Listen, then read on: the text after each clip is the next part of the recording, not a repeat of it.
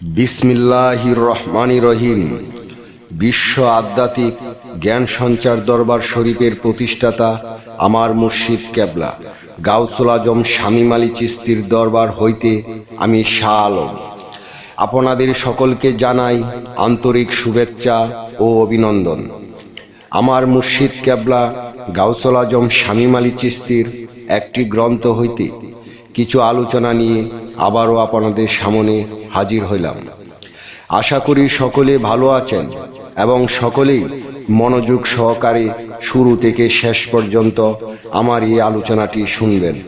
আমার মুর্শিদ কেবলা গাউসুল আজম শামীম আলী চিশতি যে গ্রন্থটি লিখেছেন সেই গ্রন্থটির নাম হইলেন শরীয়তের পেট থেকে হাকিকত ও মারফতকে উদ্ধার। এই গ্রন্থ হইতে যে আলোচনাটি আপনাদের সামনে নিয়ে আসলাম সেই আলোচনাটি হইলেন প্রকৃত মুমিন ব্যক্তির জন্য এই দুনিয়াটা একটা জেলখানা। এই নিয়ে কিছু আলোচনা করিব। শুরুতে বিশ্বের সকল স্তরে লোকদের উদ্দেশ্য করে বলছি, আমার লক্ষ্য আমার মুর্শিদ কেবলা গাউসুল আজম শামীম আলী চিশতির লেখা গ্রন্থের বিষয়বস্তু আপনাদের সামনে উপস্থাপনা করা, যাতে আপনারা সকলেই হাকিকত জানতে পারেন, বুঝতে পারেন এবং হাকিকতের জ্ঞান নিতে পারেন।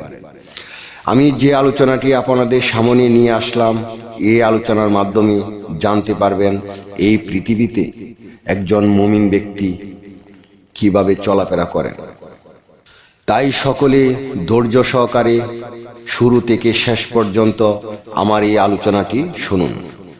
একজন মুমিন ব্যক্তির জন্য এই পৃথিবীটা একটা ব্যস্তখানা। যেমন একজন মুমিন ব্যক্তি এই দুনিয়াতে যাহা খুশি তাহাই করেন। একজন মুমিন ব্যক্তি দেখতে পাচ্ছে যে একজন গরিব লোক তাহার জায়গা জমি নিয়ে অনেক সমস্যায় পড়েছে এবং খুব দুর্বল হয়ে আছে। তাহাকে সাহায্য সহযোগিতা না করিয়া অন্য দিক দিয়া চাপ সৃষ্টি করিয়া তাহার কাছ থেকে জায়গা জমি দখল করেন। আরও দেখা যায় কাউকে সাহায্যের হাত বাড়ায় না। দুনিয়াবী সম্পদ কামাই করিতে যত খারাপ করিতে হয় তিনি সবটাই করছেন। কিভাবে অবৈধ সম্পদ কামাই করতে হবে সেই সম্পর্কে তাহার জ্ঞান আছে। আর এদিকে একজন মুমিন ব্যক্তির জন্য দুনিয়াটা একটা জেলখানা। যেমন এই মুমিন ব্যক্তি তাহার মনে যাহা চায় তাহা করিতে পারেন না। চাকরি করিলে অফিস আদালতে ঘুষ খাইতে পারেন না। আল্লাহর ভয় আছেন, কারণ আল্লাহ সবকিছু দেখেন। নিজে কষ্ট করে চলেন, কিন্তু মানুষকে যদি দেখেন সংসার নিয়ে চলতে কষ্ট হচ্ছে তাহলে টাকা পয়সা দিয়া সহযোগিতা করেন। যদি নিজের ইচ্ছায় টাকা ফেরত না দেন তিনি চেয়ে আর টাকা নেন না, যদিও নিজে কষ্ট করে থাকেন। কখনো দেখা যায় ঘরে কালকের খাবারটুকু আছে, এরপরেও আর চলার বা খাবারের ব্যবস্থা নেই। তবুও দেখা যায় একজন ব্যক্তি বলে, ভাই আমার ঘরে খাবার নেই। তখনও ওই মুমিন ব্যক্তির মুখে হাসি রাখিয়া বলেন, সমস্যা নেই, আমার ঘরে তো আছে। ওই মুমিন ব্যক্তি তাহার ঘরের খাবারটুকু দিয়া দেন। আরও দেখা যায় কোনো আশেপাশের লোক অসুস্থ থাকে, তাহার সেবায় নামিয়া পড়েন। গায়ে কেটে হোক, টাকা পয়সা দিয়ে হোক সহযোগিতা করেন। কিন্তু দেখা যায় এই মুমিন ব্যক্তিটি নিজে ভালো খাইতে পারেন না, ভালো চলতে পারেন না, কিন্তু অন্য মানুষদেরকে ভালো রাখার চেষ্টা করেন। এমনকি নিজেও কোনো রোগ শরীর নিয়ে বেড়াচ্ছেন, তাহার রোগের জন্য কত কষ্ট করিয়া তাকে কাউকে বুঝতে দেন না।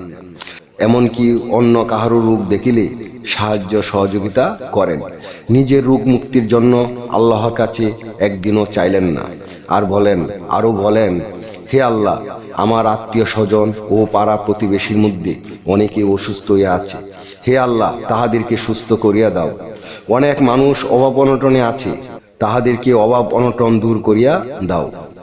আর মানব সেবাই পরম ধর্ম। আল্লাহ মানুষের সেবাই খুশি হইয়া যান। এই মুমিন ব্যক্তিটির ইবাদতের দিক দিয়ে কমতি নেই, কিন্তু আল্লাহর কাছে নিজের জন্য কিছু চাইলেন না। এই দৃশ্য আল্লাহ আরশে আজিম থেকে বসে দেখতেছেন আর ফেরেশতাদেরও দেখাইতেছেন। আল্লাহ এই মুমিন ব্যক্তিটির উপর খুশি হইয়া ভালোবাসিয়া কাঁদিয়া ফেললেন, দেখ হে সমস্ত ফেরেশতারা, তার নিজের জন্য আমি আল্লাহর কাছে কখনো কিছু চাইলেন না। হে ফেরেশতারা, তোমরা সাক্ষী, আজ থেকে আমি এই মুমিন ব্যক্তির হইয়া গেলাম, জানিয়ে দিও তাহার ইহকাল পরকাল আর কোনো ভয় নেই। হে বিশ্ববাসী, তাই আমি সকলের উদ্দেশ্য করে বলছি, আমাদের উচিত আমাদের আশেপাশে যারা অসুস্থ আছে, অভাবে আছে, তাদেরকে সহযোগিতা করা। তাহলে আল্লাহ তাআলা আমাদের উপর খুশি হইয়া যাবে। আমার মুর্শিদ কেবলা গাউসুল আজম শামীম আলী চিশতির গ্রন্থের যে আলোচনাটি আপনাদের সামনে করেছি, আপনাদের কাছে কতটুকু ভালো লেগেছে? যদি ভালো লেগে থাকে তাহলে আমাদের এই চ্যানেলটি সাবস্ক্রাইব করে দিবেন। সামনে আপনারা ভালো ভালো আলোচনাগুলো পেয়ে যাবেন। এবং আপনারা কি ধরনের আলোচনা চান আমাদেরকে কমেন্টে জানাবেন। আমরা চেষ্টা করিব আপনাদের পছন্দ মতো আলোচনা নিয়ে আসতে। আমার এই আলোচনাটি করতে যায়া কথা বা ছন্দে যদি কোনো ভুল হইয়া থাকে, সকলেই আমাকে ক্ষমা ও সুন্দর দৃষ্টিতে দেখবেন। সকলে আমার জন্য দোয়া করিবেন, আমি যেন আমার মুর্শিদ কেবলা গাউসুল আজম শামীম আলী চিশতির লেখা গ্রন্থের আলোচনাগুলো আপনাদের সামনে নিয়ে আসতে পারি এবং শোনাইতে পারি। সর্বশেষে সকলের চরণে হাত রেখেই আমি একটি কথা বলতে চাই, আল্লাহ গোপনেরও গোপন। সেই গোপনকে পাইতে হলে একজন কামেল মুর্শিদের কাছে যাইয়া বায়াত গ্রহণ করে সেই গোপন ইবাদত ও গোপন সাধনার মাধ্যমে আল্লাহকে লাভ করিতে হবে। সকলেই ভালো থাকবেন, সুস্থ থাকবেন। আল্লাহ হাফিজ।